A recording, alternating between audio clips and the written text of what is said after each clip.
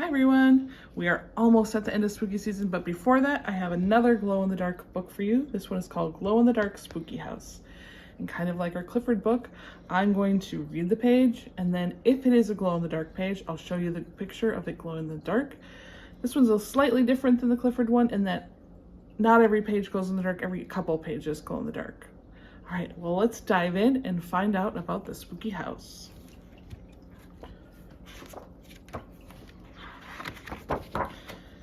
Look at that amazing house, Betsy said. That's where Aunt Sarah lives, Betsy's father explained. Isn't it a wonderful place? No, Boo said. It doesn't look wonderful to me. It looks spooky. It looks very spooky all around here. Boo was Betsy's younger brother. His real name was John Peter, but everyone called him Boo because he was still afraid of many things. He was afraid of dark rooms, ghosts, monsters, and strange old houses. Boo, said his mother, there's nothing to be afraid of. We're spending a week here in the country with Aunt Sarah. You'll get used to her house and everything around it. So this one does have a glow-in-the-dark page. So here's what it looks like in the light. And we'll see what it looks like glowing in the dark. Welcome, Aunt Sarah said at the doorway. It's so nice to see all of you, Betsy. You've grown so tall. And how are you, Boo? Boo didn't say anything. He just looked around as he entered the house. Boo thinks you have monsters and ghosts in your house, Betsy explained. Aunt Sarah laughed. Dear me, no, she said. I am all alone here, except for Shadow, my black cat. After a snack of milk and cherry pie, Betsy and Boo got ready for bed. They were sleeping in the guest bedroom on the second floor. Isn't this a funny old room, Boo? Betsy asked. Boo, she asked again. Boo, what are you doing? I'm checking the closet for ghosts, Boo said. There's no such thing, Betsy insisted. I promise. Let's turn out the lights and go to sleep.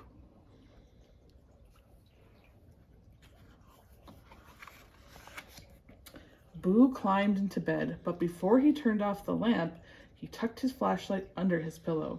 Boo could not fall asleep without his flashlight. As Betsy and Boo drifted off to sleep, the moon rose. Its silver glow shimmered through the curtains. The light spread across the floor and was reflected in the heavy old bedroom mirror, which cast strange shadows on the wall. Then suddenly there was a noise in the hallway. Boo sat straight up in bed. What was that? He whispered. It might be a horrible monster. A monster outside of our room. Boo saw the strange shadows on the wall. He saw the flickering light. Oh no, he gasped. It's a monster inside our room. There was no time to reach for the flashlight. There was only time to scream, Betsy, help! Oh my goodness. Let's see what this page looks like glowing in the dark.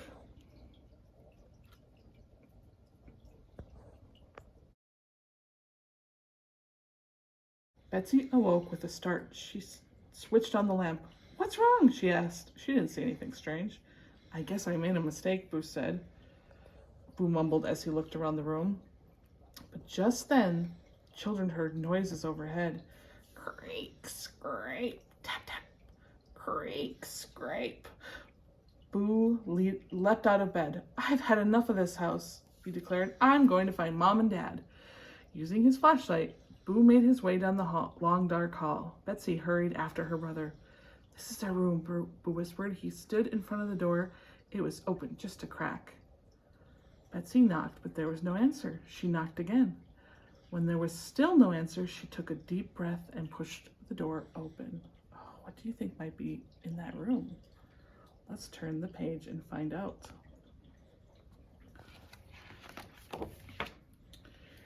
Betsy and Boo stepped inside the room. It was empty. Their parents were gone, but the noises weren't.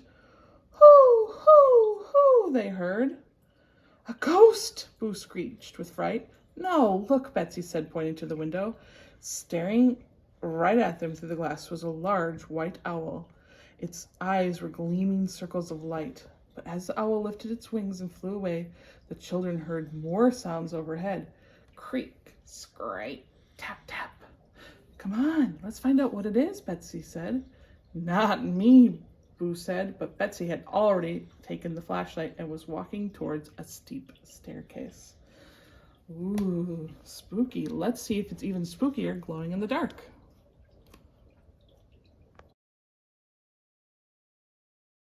I can't stay here without my flashlight, Boo said. He ran after his sister. Together the children climbed the staircase. Each time they put their feet on a step, it creaked and groaned. As they climbed, they stared at the closet door at the top of the stairs. There could be 100 monsters up there, Boo whispered. Steep, step, creak, groan. There could be 1,000 ghosts, Boo whispered. Steep, step, creak, groan, step, creak, groan. Finally, they were standing in front of the door. Betsy reached out and turned the knob. The door opened and bong, bong. What can you think might make that sound? Let's find out. Boo grabbed his sister's arms. What's that noise? Betsy shined the flashlight into a large room. It was filled with old furniture, ladders, piles of boxes, and in one corner, a tall grandfather clock. The clock bonged 10 times. So here's our grandfather clock right here. Aunt Sarah told me about that clock, Betsy said.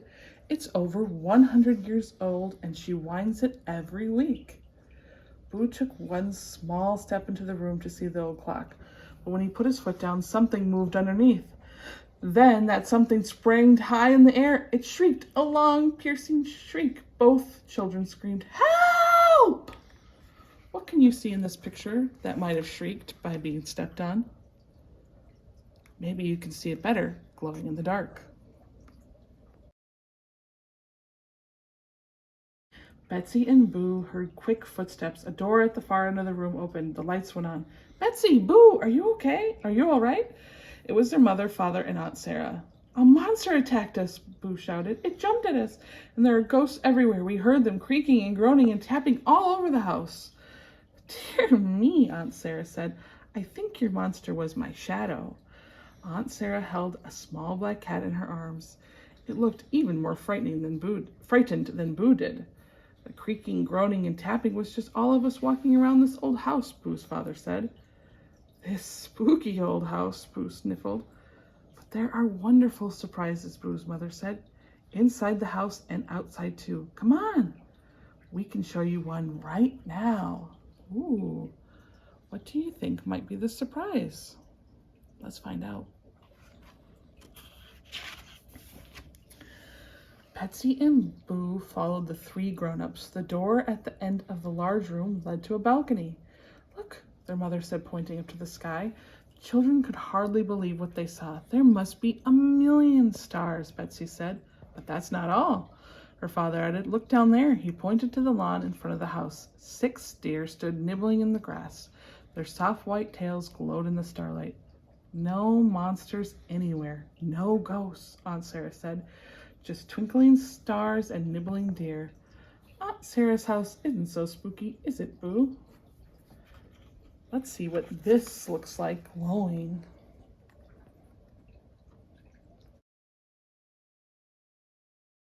Boo didn't say anything. Instead, he climbed onto Aunt Sarah's lap along with Shadow. Boo watched the deer for a while, then he watched the twinkling stars. No monsters, no ghosts, he murmured.